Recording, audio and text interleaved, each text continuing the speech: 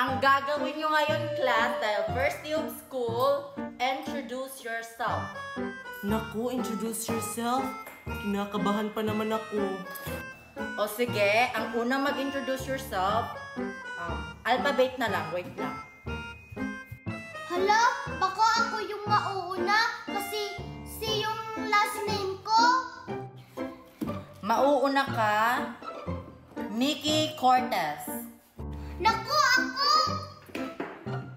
Good luck, classmate. My name pala ay Mickey Cortez. My age pala ay 9 years old. Nakatira po ako sa Cebu City. Yun lang po, teacher. Okay, ang susunod ay si Sophia Dantes. Naku, ako na!